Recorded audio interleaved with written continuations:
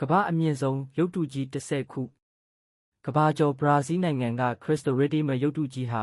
အလွန်မြင့်မားမယ်လို့တင်ကောင်းထင်နိုင်ပါတယ်။ဒါပေမဲ့အဲ့ဒီရုပ်တုရဲ့အမြင့်ဟာ30မီတာခန့်သာရှိပြီးကမ္ဘာအမြင့်ဆုံးရုပ်တု10ခုစရင်းထဲမှာတော့မပါဝင်ပါဘူး။ဒါဆိုကမ္ဘာအမြင့်ဆုံးရုပ်တုကြီးကဘယ်နိုင်ငံမှာရှိတာလဲ။မြန်မာနိုင်ငံကရုပ်တုကြီးတစ်ခုလဲကမ္ဘာထိပ်တန်း3ခုအတွင်းပါဝင်နေတယ်ဆိုတာတင်သိပါသလား။ဒီဗီဒီယိုမှာတော့ကမ္ဘာပေါ်ကအမြင့်ဆုံးရုပ်တုကြီး10ခုကိုနံပါတ်10ကနေနံပါတ်1အထိလေ့လာကြည့်ကြရအောင်။နံပါတ်10 Day Canyon of Keita.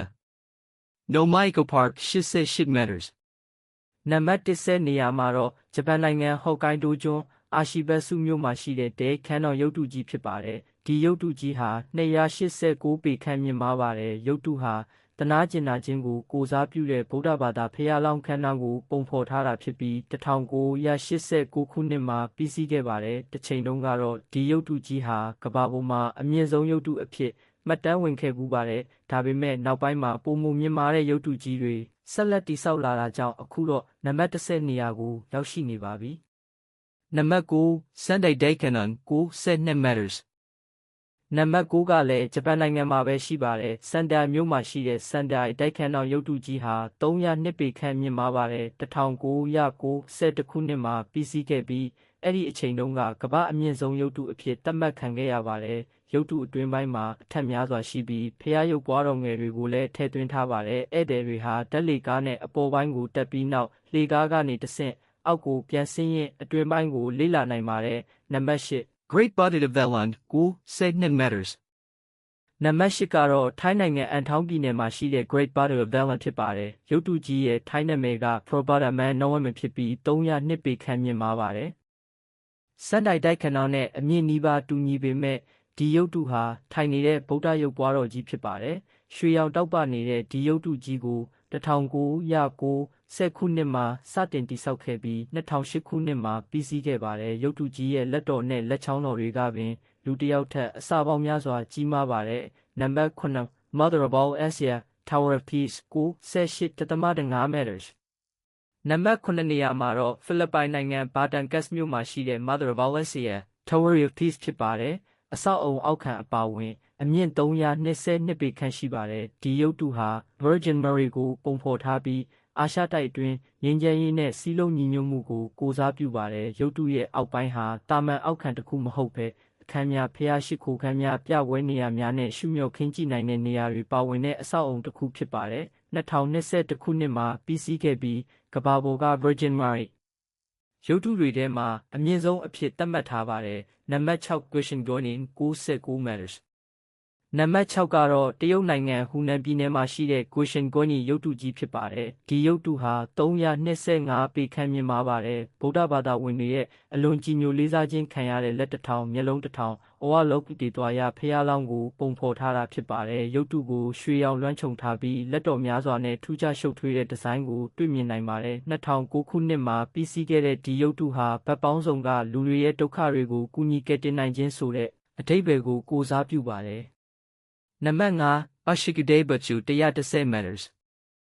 နံပါတ်5နေရာမှာတော့ဂျပန်နိုင်ငံအီဘာရာကီပြည်နယ်မှာရှိတဲ့ Ashikude Butchu ဖြစ်ပါတယ်။ရုပ်တုတည်တံ့ဟာ330ပေခန့်မြင့်ပါတယ်။ကြာပန်းပလင်နဲ့အောက်ခံကိုပါထည့်တွက်ရင်စုစုပေါင်း120မီတာအထိမြင့်မားပါတယ်။1993ခုနှစ်မှာပြီးစီးခဲ့ပြီး2008ခုနှစ်အထိကမ္ဘာအမြင့်ဆုံးရုပ်တုအဖြစ်ရပ်တည်ခဲ့ပါတယ်။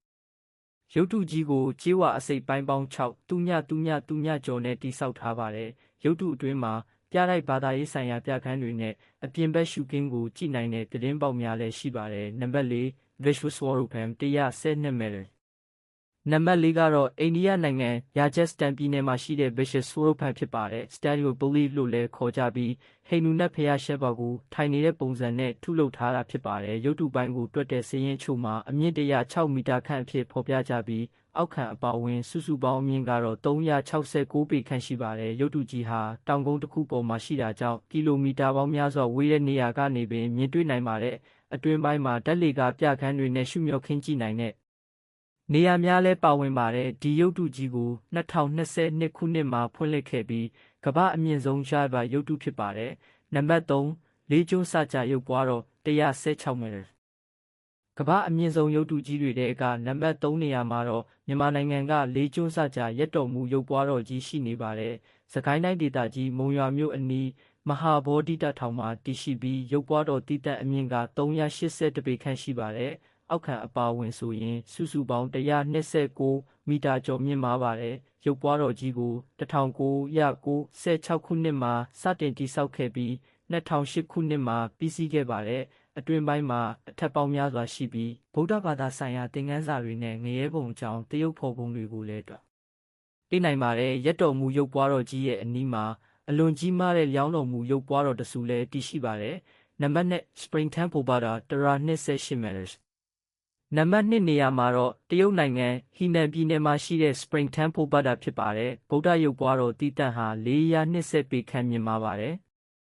ကြာပန်းပလင်နဲ့အောက်ခံအဆောက်အုံတွေကိုပါထည့်တွက်မယ်ဆိုရင်စုစုပေါင်းမြင့်ဟာမီတာ200ကျော်အထိရှိပါတယ်။ဒီရုပ်ပွားတော်ကြီးကို1998ခုနှစ်မှာစတင်တည်ဆောက်ခဲ့ပြီး2008ခုနှစ်မှာပြီးစီးခဲ့ပါတယ်။အပြင်ပိုင်းကိုကြေးနီပြအပိုင်းအစပေါင်း1000ကျော်နဲ့ဖုံးအုပ်ထားပြီးစုစုပေါင်း4ချိန်ကလည်းတန်ချိန်ပေါင်းများစွာရှိပါတယ်။2008ခုနှစ်ကနေ2018ခုနှစ်အထိကမ္ဘာအမြင့်ဆုံးရုပ်တုဖြစ်ခဲ့ပေမဲ့အိန္ဒိယနိုင်ငံက Statue of Unity ပြီးစီးသွားတဲ့နောက်နံပါတ်2နေရာကိုရောက်ရှိသွားခဲ့ပါတယ်။နံပါတ်1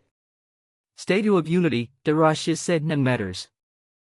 ကမ္ဘာပေါ်မှာလက်ရှိအချိန်ထိအမြင့်ဆုံးရုပ်တုကြီးကတော့အိန္ဒိယနိုင်ငံဂူဂျာရတ်ပြည်နယ်မှာရှိတဲ့ Statue of Unity ဖြစ်ပါတယ်။ဒီရုပ်တုကြီးဟာ998ပေမြင့်မားပါတယ်။ဒါဟာအမေရိကန်နိုင်ငံက Statue of Liberty ရုပ်တုတည်တံ့ထက်4ဆခန့်ပိုမြင့်ပါတယ်။ရုပ်တုဟာအိန္ဒိယလွတ်လပ်ရေးခေါင်းဆောင်တဲ့ပထမဆုံးဒုတိယဝန်ကြီးချုပ် Sardar Vallabhbhai Patel ကိုပုံဖော်ထားတာဖြစ်ပါတယ်။ Patel ဟာလွတ်လပ်ရေးရပြီးခါစအိန္ဒိယနိုင်ငံမှာတိကျပြန့်ကျဲနေတဲ့ဒေသတွေကိုနိုင်ငံတစ်ခုအဖြစ်စီးလုံးပေါင်းစည်းရာမှာအရေးပါတဲ့အခန်းကဏ္ဍက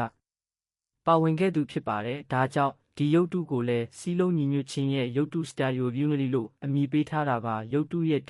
153မီတာအမြင့်ဝန်းကျင်မှာရှုမြောက်ခင်းကြည့်နိုင်တဲ့ပြခန်းတစ်ခုရှိပြီးဧည့်သည်တွေဟာဓာတ်လေကားနဲ့တက်ရောက်နိုင်ပါတယ်။ရုပ်တုကြီးကို2018ခုနှစ်အောက်တိုဘာလ31ရက်နေ့မှာဖွင့်လှစ်ခဲ့ပြီးယနေ့အချိန်ထိကမ္ဘာအမြင့်ဆုံးရုပ်တုစံချိန်ကိုပိုင်ဆိုင်ထားဆဲဖြစ်ပါတယ်။ဒီစီးရင်ကိုကြည့်လိုက်မယ်ဆိုရင်ကမ္ဘာအမြင့်ဆုံးရုပ်တုကြီးအများစုဟာအာရှတိုက်မှာတည်ရှိနေတာကိုတွေ့ရမှာပါဗျ။ပြီးတော့မြန်မာနိုင်ငံကလေးကျွန်းစကြာရုပ်ပွားတော်ကြီးဟာလည်းကမ္ဘာတတိယအမြင့်ဆုံးရုပ်တုအဖြစ်ပါဝင်နေတာဂုဏ်ယူစရာတစ်ခုဖြစ်ပါတယ်။ဒီရုပ်တုကြီး10ခုထဲမှာတင်ကိုယ်တိုင်တွားရောက်ကြည့်ရှုခြင်းဆုံးရုပ်တုကဘယ်တစ်ခုဖြစ်မလဲခန့်မှန်းမှာရေးသားခဲ့ပေးပါ။ဒီလိုစိတ်ဝင်စားစရာကောင်းတဲ့ကမ္ဘာဗဟုသုတဗီဒီယိုတွေကိုဆက်လက်ကြည့်ရှုခြင်းနဲ့ဆိုရင် channel ကို subscribe လုပ်ပြီး like လေးတစ်ချက်ပေးခဲ့ဖို့လည်းမမေ့ပါနဲ့။